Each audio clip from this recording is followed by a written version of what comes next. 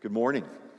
Good to see all of you this morning. My name is Gary Weber. I'm the pastor here at Aspire Church San Marco, and we're so glad to have you with us today as we just gather on this beautiful day to worship together. We started a brand new series last week called Essentials, and in this series we are looking at what is essential for us. What are the essential beliefs, not just of Christianity in general, but of Aspire Church, and the importance that we place on understanding the essentials and keeping the essentials the main thing, keeping the main thing the main thing.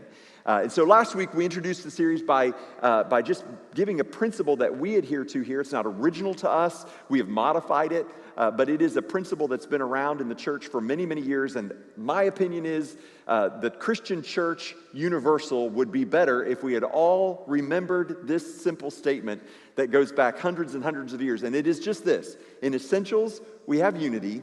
In non-essentials, we have liberty. And in all things, we aspire to love everyone always. In fact, we'll put that on the screen. Can you just say that with us? This little statement, in essentials. Let's put it on the screen and say it together. In essentials, we have unity. In non-essentials, we have liberty. And in all things, we aspire to love everyone always. Now, we used an illustration last week to sort of set this up for us. And it's a common illustration. If you've ever been to a conference on time management and priority management, you've probably seen this before. But the big rocks in this jar represent the essentials. The little rocks represent the non-essentials, and the water represents all those cultural issues, politics, all the other things that are going on, whether you're a Georgia fan or a Florida fan. Everything else is the water, right? And we realize that if you don't put the big rocks in first, the essentials won't fit. So as a church, we have to be focused on what are the essentials. What are those things that are essential to our belief? In all things, we love everyone always. And in non-essentials, we're not saying that non-essentials are unimportant. Non-essentials does not equal unimportant. Non-essential just means it's not essential for the eternal salvation of someone's soul. So a non-essential can still be a very important issue. But it's just not something that we say as a church is essential for someone's salvation. So as a church, we say, in essentials, we have unity. In non-essentials, we have liberty. But in everything, regardless of what anyone believes, even if they don't believe at all, or they're an atheist or agnostic, in everything, we aspire to love everyone always, because that is what Jesus has called us to do. So I want to turn your attention today to the first essential, and it should be no surprise to anybody in the room that the first essential would be the very thing that we just read a few minutes ago in the Apostles' Creed, and it is our belief that there is a God. Essential number one says this: we believe in God the Father, Almighty, maker of heaven and maker of earth. It shouldn't surprise anybody that you came here today that in a big, beautiful building with a steeple on top and stained glass windows, that the people inside of it would say they believe there is a God. We believe that there is a God. And not only that there is a God, but He is the one who made everything that you see and everything that you don't see.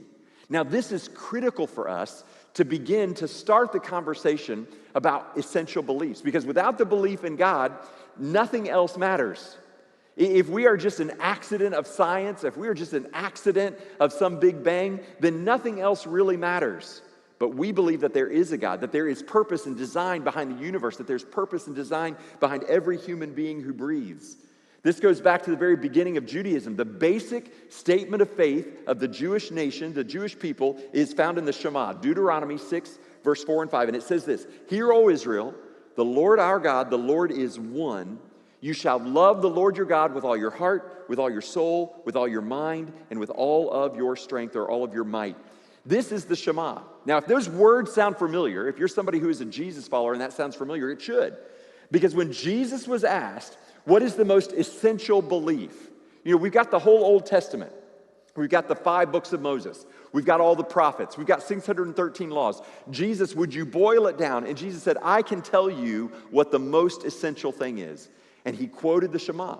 Love the Lord your God with all your heart, soul, mind, and strength. And then he added to it, and love your neighbor as yourself. Everything in all the law and the prophets hang on these 2 commandments. See, the idea of essentials didn't originate with us. It originated with Jesus. That Jesus stepped into a very complex world, a very complex religious system, and he said, let me make this easy for you. Love God and love other people. Everything else in the law hangs on those two commandments. But that begins with the idea of loving God, that there is a God and he is one. So today, for our scripture, we're going to look at Romans chapter 1, verse 19 and 20, just two verses. This is our main idea today, because if somebody doesn't believe in God, how do they come to believe in the existence of God so that we can go forward with those other things that we say are essential? Here's what the Apostle Paul said. Apostle Paul was writing to a bunch of believers in Rome, and this was at a very difficult time in Roman history and in the history of the church and Judaism. And there were Christians and there were Jews and there were pagans all living together, and they were trying to figure out who is God. The Roman government had basically promoted the idea of all these different gods, Zeus and all the Roman pantheon of gods, and basically every nation they had conquered, they had commandeered those gods to and added them to the pantheon of gods. And so there was a lot of question in the culture of this day. Is there even a God? It's a lot like where we are today. That our culture, our society, as it has diversified, there's been a lot of beauty that's been brought in, but there's also been a lot of confusion as it comes to who is God and what is God like. And here's what Paul said to those early Christians living in Rome. He said this. He said, what can be known about God is plain to them. Who is them? The them is all the people around them, okay? That God can be plainly known to them. Well, how can he be plainly known to them, Paul? Because God has shown it to them. For his invisible attributes, namely his eternal power and divine nature, have been clearly perceived ever since the creation of the world in the things that have been made, so that they are without excuse. So what is Paul saying? Paul is basically saying that if someone has no knowledge of God whatsoever, they don't have the Bible, they don't have the church, they don't have anybody telling them about God, talking to them about God. There are no monuments or idols. There's nothing to talk to them about God at all. There would be enough in creation itself to point people to the existence of God. And so this morning, what I want to share with you are 4 ways God has revealed himself in creation. Now, these 4 ways are not unique to me telling you today. These are found in a number of different resources. One resource I'd recommend to you is J.D. Greer's book, Essential Christianity. It's on your suggested reading list inside your worship guide. If you want to check that book or one of the other 2 books out during this series, I'd encourage you to find something to read to help you immerse yourself in these essentials between our worship gatherings. But let me share with you 4 ways that God has revealed himself to us in creation. The first one is called the cosmological revelation. Now, that's a big fancy word. What does it mean? Well, I'm glad you asked, because it means something being revealed in the nature or in universe. You see the word cosmos there. The idea that God has revealed himself in the origin of nature, in the origin of the universe itself. Now, let's just for a second assume that we have no knowledge or belief in God whatsoever. And let's just for a moment assume that we all accept the basic scientific, the dominant scientific idea about how the world was created. And that is through a Big Bang. That there was a cosmic explosion, and through that cosmic explosion, everything has come to exist. But even if you believed in the Big Bang, that somehow all the complexity of creation came to be through a massive explosion, you still are left with this basic question. What caused the explosion? And where did the material come from that exploded? You still have to answer those questions. Carl Sagan, the late atheist thinker and prominent Big Bang theorist, once said this. Listen to this. This is Carl Sagan. He said this. And where did the material that went into this explosion come from? That's precisely where science stops. Interesting. That the number one proponent for the Big Bang admits the very thing that we know. That even if you believe in the Big Bang, the material had to come from somewhere. And Carl Sagan says, that's where science stops. We just don't go any further back than that. Richard Dawkins, the most famous atheist of our time, said this. Any honest quest for truth must explain such monstrosities of impossibility as a rainforest, a coral reef, or a universe. The explanation doesn't have to be natural selection. Admittedly, nobody has ever thought of a better one, but there could be others yet to be discovered. Interesting that Richard Dawkins, The leading atheist of our time admits that the Big Bang doesn't explain something as beautiful as a coral reef or a rainforest or the complexities of the universe. It doesn't explain it. He said there's no better idea because he has already decided that the idea that there is a creator is off the table. He has already made a decision in his mind that that cannot be the explanation, so he refuses to recognize it or see it. But he does acknowledge there could be other reasons that these things have come to be that have yet to be discovered. J.D. Greer paraphrased the question, is it more reasonable and rational to believe that matter, the matter that exploded, is eternal, or that God is eternal? The fact that there is something rather than nothing suggests an eternal metaphysical designer behind it. Where did material come from? It had to come from somewhere. And if it had to come from somewhere, there had to be a creator for it. You would never look at a beautiful piece of art and assume that it was simply a lucky outcome. That somebody spilled some paint, and out from the spill of paint came the Mona Lisa. When you see the sculpture of David, or a painting by Monet, or hear a beautiful symphony, you don't think, wow, what a fortunate accident. You know when you see those things that there was an artist, a sculptor, a composer, that because there was design to it, there had to be a designer, there had to be an artist. So that's the cosmological revelation of God. That there is creation, there is something out there, so there had to be a creator. Now, let me tell you now about the teleological revelation. Telos means purpose. So just the fact that there is creation may or may not tell that there is a God, but if you start getting to what is the purpose behind something, this is the idea that there's not only a creation, but also there's some purpose or intentional design behind it. Everything about creation seems to be for the purpose of life. For example, if the oxygen in the atmosphere dropped by just 6%, we would all die.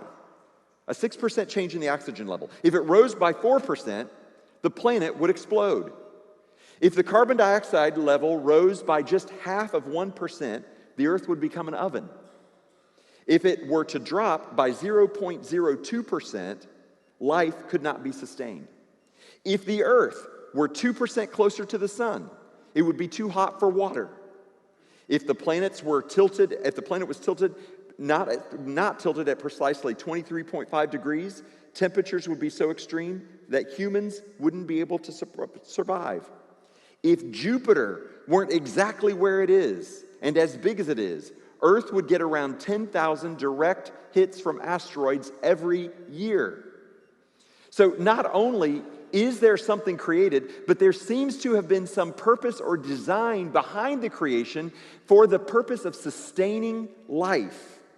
Eric Metaxas, the theologian, historian, and author, said this: our existence seems to be not merely a virtually impossible miracle, but the most outrageous miracle conceivable. That there is not just creation and design to creation, but there is purpose behind it. And that purpose seems to be for life. Again, J.D. Greer says, think of it like this. The odds of tossing a coin and having it come up heads 1,000 times in a row is infinitesimally small. But if you had 1 billion people lined up, each tossing a coin once every second for the next 10 trillion years, eventually one might get the 1,000 in a row streak.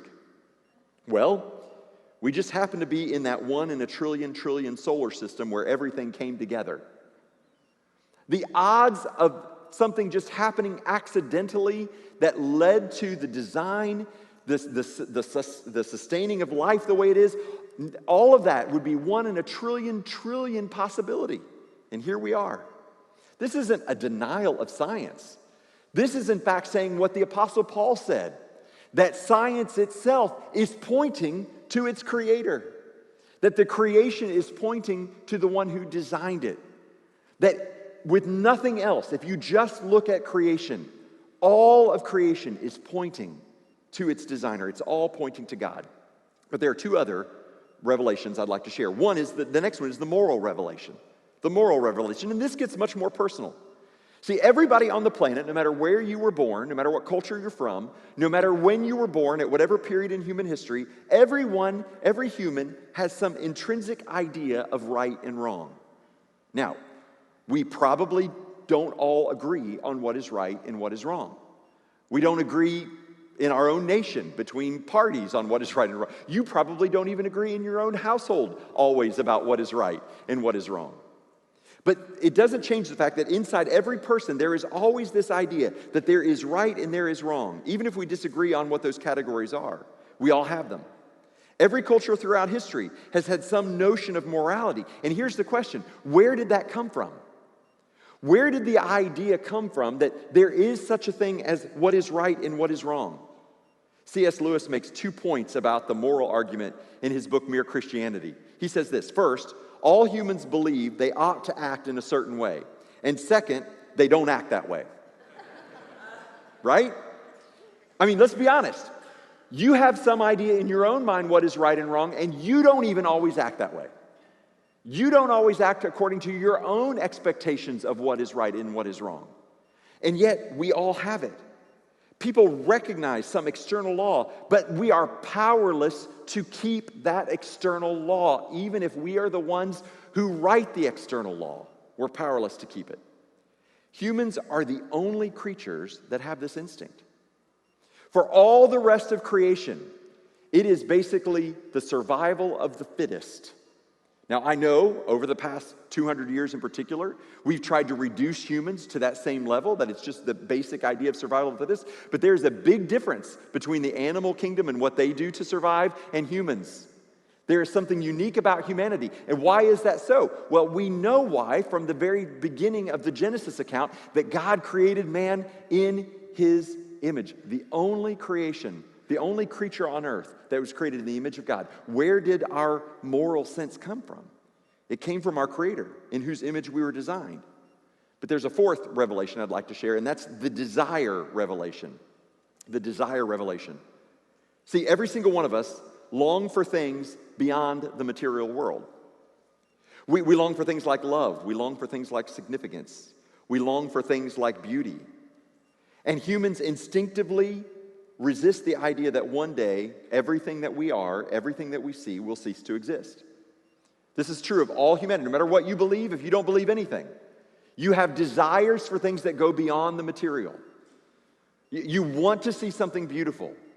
You want to feel love. You want to feel important or significant. You want to feel like you made a difference. And nobody wants to acknowledge the fact that someday, all of this will go away. We have a hard time with our own mortality. C.S. Lewis, again quoted, says this: creatures are not born with desires unless satisfactions for those desires exist. A baby feels hunger. Well, there is such a thing as food. A duckling wants to swim. Well, there is such a thing as water. Man feels sexual desire. Well, there is such a thing as sex.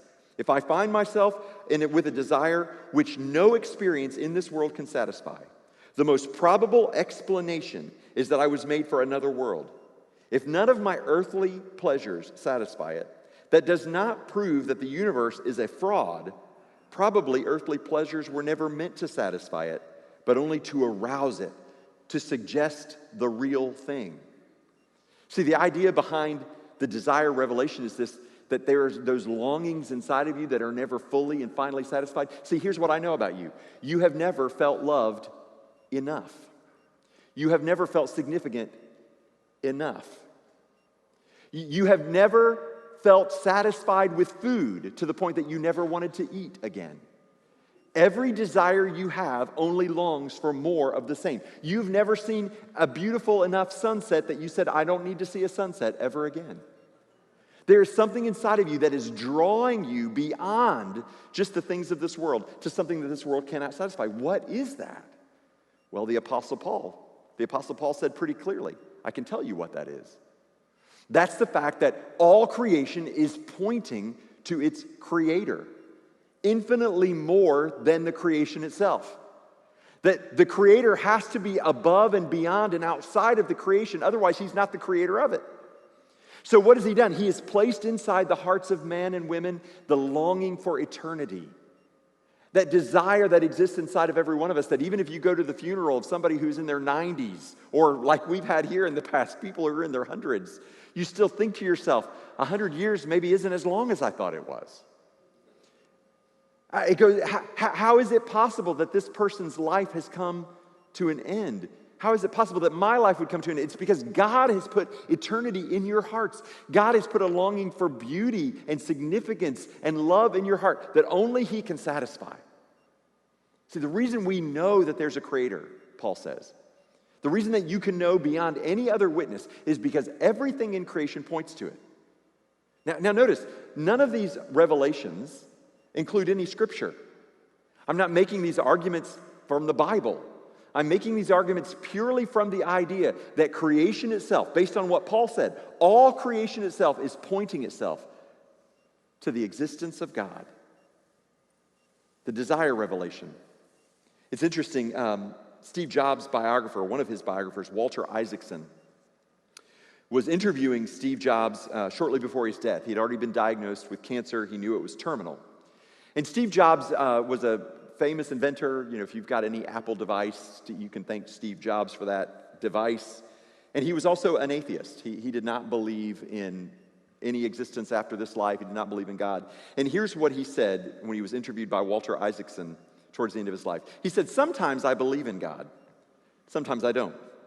I think it's 50-50 maybe.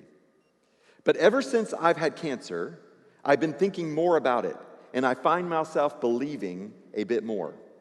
Maybe it's because I want to believe in an afterlife, that when you die, it doesn't just all disappear. The wisdom you've accumulated, somehow it lives on. But sometimes I think it's just like an on-off switch. Click, and you're gone. And that's why I don't like putting on-off switches on Apple devices." That's what Steve Jobs said. That innate desire inside of us for life to go on, where does that come from? It comes from the eternal God who placed eternity in your heart because you've been created in God's image. Now, all of these proofs of God are critical. They're foundational for the essential beliefs that there is a God, that He is the almighty maker of heaven and maker of earth, that everything we have come from Him. But here's the problem. Just because you know there is a God does not tell you anything about Him. Just because you know the existence of God does not tell you anything about His character or His nature. What you believe about God matters as much as if you believe in God. Let me say that one more time. What you believe about God matters as much as if you believe in God. In 2008, Pew Research did a massive study on people's beliefs in America. He said, and the title of the study was this: "When Americans say they believe in God, what do they mean?" And 9 out of 10 Americans say they believe in a higher power, but only a slight majority believe in God as described in the Bible. This chart shows you what that means. So if you look at this and you see 80% of people say they believe in God, 19% of people say they don't. But if you dig deeper, what you find is that 23% of those who say yes and 9% of those who say no believe in some other higher power or spiritual force. In other words, they believe the same thing. So there's very little distinction between those two groups who say yes, they believe in God, or no, they don't believe in God. What they really are arguing about is, do you call this higher spiritual force God or not? That's all they're arguing about. That's all they disagree about. Which means that only 56% of people in America believe in God as described in the Bible. A very small majority of people believe that. For most people, the question is not whether or not that God exists, but what is the nature of God? What is He like? So in 2015, Paul Froze and Christopher Bader wrote a book called America's Four Gods. And in this book, they described what the four views of God are in the United States. They took the Pew Research study and they broke it down into four categories. And I want to tell you the four basic ways that people believe in the existence of God. Here's the way they describe God. Because remember, what you believe about God matters as much as if you believe about God. Because I would even argue that maybe it matters more. That if you have some image of God that is destructive, maybe not believing in God at all would be better than believing in that God. But here are the four ways people believe in God. First of all, the authoritative God. About 28% of people in America believe in this God. This is a God that someone who has this view about God believes in a God that is very judgmental and very engaged in the world at the same time. They're very judgmental and very engaged in the world. This would describe most fundamentalists of whatever religion, whatever denomination you would name. This describes fundamentalism. An authoritative God is very judgmental and very involved. But then there's the benevolent God, and this is about 22% of people in America. This is people who believe that God is a force for positive influence in the world. These people would characterize God as a benevolent God who is thoroughly involved in our lives, but is loving, is not stern. And this tends to describe most liberal branches of religions and denominations. So you've got the fundamentalist, the authoritative God. You've got the liberal side here, which is much more about the benevolent God. And then you have the critical God. About 21% of people in America believe in the critical God. That God is basically sitting distant from the world, and eventually he will reward and judge everyone in the next life. And most people who hold this view, interestingly enough, are from socioeconomically depressed people groups or people groups who have been marginalized at the edges of society. In other words, what they believe is that, yes, this is bad. My life is probably not going to get any better in this life, but buddy, you better wait till the next life because you've got yours coming. So this is 21%, a critical God. And finally, there's the distant God, about 24% of people in America. This is a God who sets the universe in motion, but then completely disengaged. This would be like God as the clockmaker. This is what most of our founding fathers believed in their deist belief about God. There is a God, and he just sort of created everything as the divine experiment and then let it go. So you've got the authoritative God, you've got the benevolent God, you've got the critical God, you've got the distant God. These are the dominant views of God in America. And here's the problem. None of these views accurately depict the God of the Bible. None of them. None of them by themselves give you an accurate picture of who God is. See, the fact that you believe there is a God is important. But what do you believe about that God? It reminds me of a time many years ago when my kids were small. And we only had 2 kids, so that's how small they were. So Caleb was probably about 4.5, Emma may have been about 2, and I was taking them somewhere and strapped them in their little car seats in the back, and we're driving, and we always had VeggieTales playing or something playing on the radio. And anyway, at one point, Caleb asked a question. His little 4-year-old mind was thinking, and he said, "Daddy, what does God look like?" And I thought, okay, this is my opportunity to shine. I have a degree in this very subject. Son, let me tell you what God looks like. I can give you 4 principles and 5 thoughts, 5 different views on what God looks like. I can do all of that. Before I could formulate my answer, in her little 2.5-year-old voice, Emma said, "He looks like Jesus." To which Caleb said, "Nuh-uh." But Emma was absolutely right. There was no better answer to that question than the answer that my 2-year-old daughter gave to my 4-year-old son. God can only be known through what he has revealed to us in Jesus Christ. Apart from a living example of who God is and what he's like, you will never understand the complexities of the creator of the universe and all of its intricacies.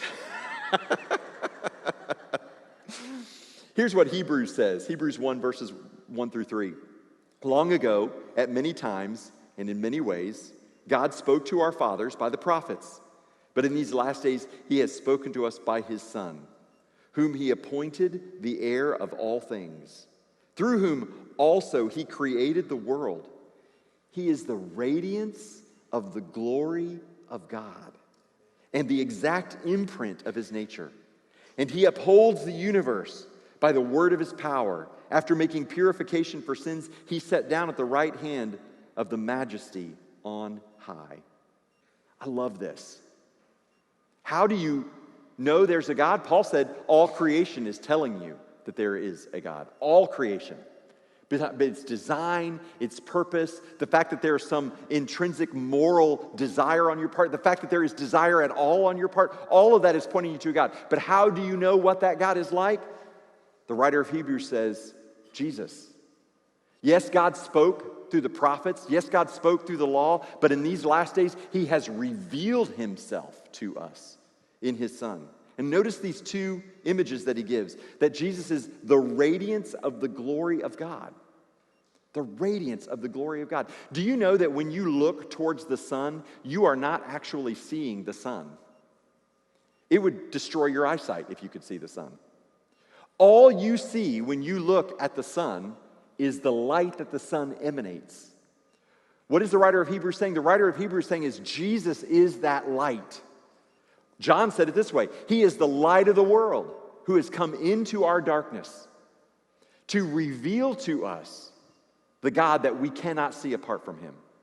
He gives a second illustration. He says he's the exact imprint of his nature.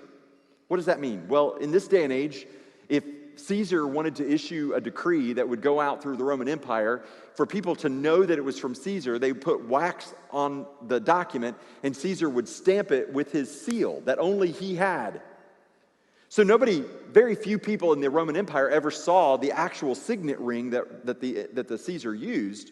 But when they would see the wax, they would see the perfect imprint. What is the writer of Hebrews saying? He says, Jesus is that imprint.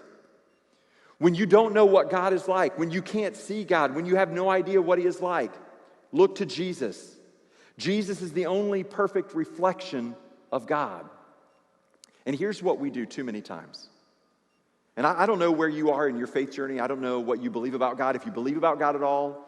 I don't know if you're here and you're just trying to understand who God is and what God is like. So many times, and I'm talking about people who follow Jesus, we believe that somehow people come to a knowledge of Jesus through a knowledge of God. That is not true. That's not what the New Testament says. The New Testament says it's just the reverse. If you want to know this God who has created everything, get to know Jesus. And let Jesus reveal to you the true nature and character of the God he reflects. This summer, we're encouraging all of you to spend some time defining your essential beliefs. Week by week, we're going through the essentials here on Sunday mornings. And if you can't join us on Sunday mornings, you can join us online. But also our small group's going through the book of Romans, which basically gets back to what is the essential belief about Christianity. You can do all of these things, especially if you would say that you don't know what you believe, that maybe you're not a believer, maybe you're not somebody who's following Jesus. What harm would it do for you just to explore the person of Jesus and to see if in Jesus, that's the kind of God you can believe in. That's the kind of God you can worship. That's the kind of God that you can commit the rest of your life to.